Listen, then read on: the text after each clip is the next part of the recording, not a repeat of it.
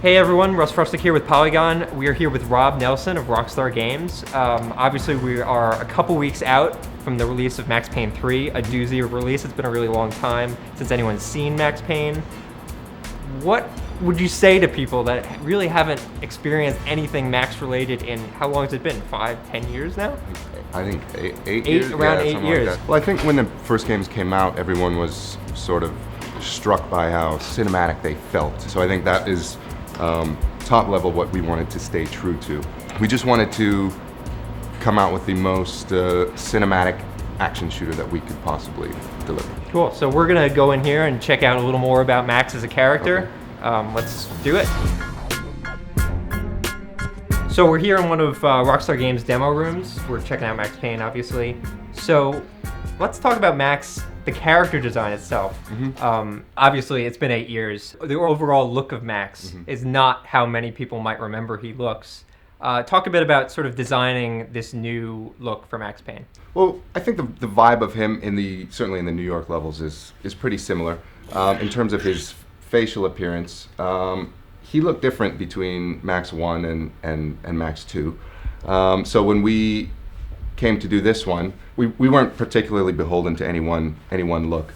And the other thing that drove our decision making was we do full performance capture. So it's not just motion capture, it's facial capture, audio, and motion on the floor.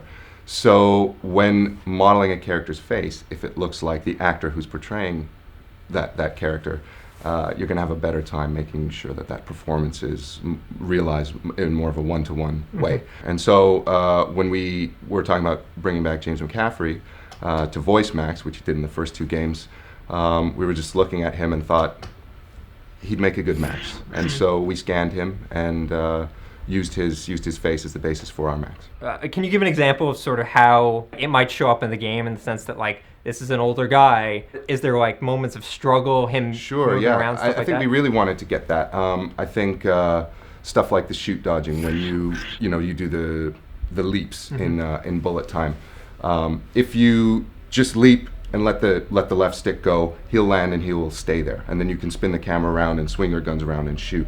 But if it's fairly frantic, we have a different set of animations at play. So if you're still pegging the left stick forward and you leap and you land, he'll sort of scramble and stumble to his feet, still on the run. And it feels good, but it also looks plausible. It looks like this is something that's hurting this guy, and it's not necessarily not necessarily a fun thing for him to be doing. From what we've seen in screenshots and trailers, Max's look throughout the game changes pretty dramatically. Yeah. I know the game is not linear in terms of the story. So was that difficult? You're dealing with the same hero, but in one level he might look, completely different from a level to the next level. Was that a challenge for you guys? I'm sure it was a challenge in planning, but the whole story was a challenge in planning. I mean, we basically came up with the story that we wanted to tell, and then you just have to make sure that the gameplay and the scenes flow logically. And so we wanted to have the game play out in the most diverse series of environments that we could imagine, and have his look change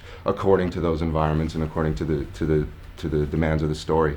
Our goal, and hopefully what we achieved in the end, was you just feel like it just naturally happens, and every environment that you go in and every look that Max has feels completely natural to the story. I feel like the thing that has taken most attention is the fact that he's bald in some of the levels. That's a big deal for you guys, obviously. It's a big deal. Yeah. For a lot of people. It wasn't really a huge deal for us when we did. I mean, it was definitely a decision that we made, but it wasn't something we necessarily thought. We didn't do it to be provocative or cause controversy. We just thought for the story, when he does it sort of pivotal moment in the story, and it makes sense. But I guess because those images were sort of the first ones that came out, it was a bit shocking. But it wasn't really our intent. It was just part of this story that he did that. What sort of work did you do to try to capture how he's viewing everything around him? I think it comes back to our whole top level goal with this game was to remain true to the spirit of the original games, and you had sort of a noir style and Hong Kong action and comic book, graphic novel ways of telling a story, and you had nightmare flashbacks. In doing those, we also sort of had effects. So when Max takes painkillers, you see a little bit of an effect. When he's drinking a lot, you have different effects, and it's sort of, we're bringing that idea of the nightmare levels and his aspects of his psyche, I guess, to across the game. You guys do these level transitions where it's, I mean, people have said, oh, there's no loads between levels, so on and so forth. But you guys jump from like New York to South America without even like skipping a beat. Again, a lot of planning for those transitions. There's something that we were most excited about. But I hope that the first few of them, when people are just watching it, they're just like, gee, what just happened? And I'm here now. And it should feel very natural, but it should also be a bit of a surprise. And it's a bit tricky because you don't know necessarily when to stop playing the game. There's not a lot of points where it's loading and you can quit. There's nothing like that. So you've got to kind of decide, okay, it's too much for me. I'm gonna take a rest and come back to it, which I think is a great thing. It rolls along. I think the seamless nature of the game, it serves Max's story. It's because it's his memory of these events, and it just doesn't stop. It's just sort of a constant barrage of experiences. So much of this game involves seeing the world from Max's perspective, and you guys play with time a lot. How does that how does that show up in the game? The way we use time shows up in lots of different ways. It was something that was in the original games and something that we wanted to explore even more in this one. And so, I mean, the player can slow down time at will at any point in the game. We have the bullet cameras that go slow. You could slow them down even further and keep firing during them. With the flashbacks, jumping back and forward in time in the blink of an eye.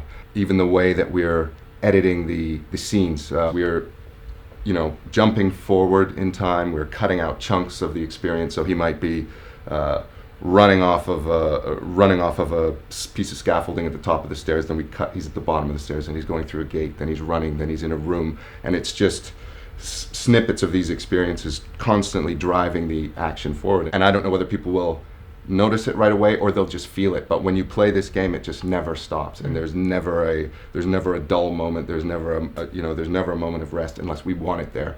And when we want to constantly drive it forward, it will drive forward, and it just never stops.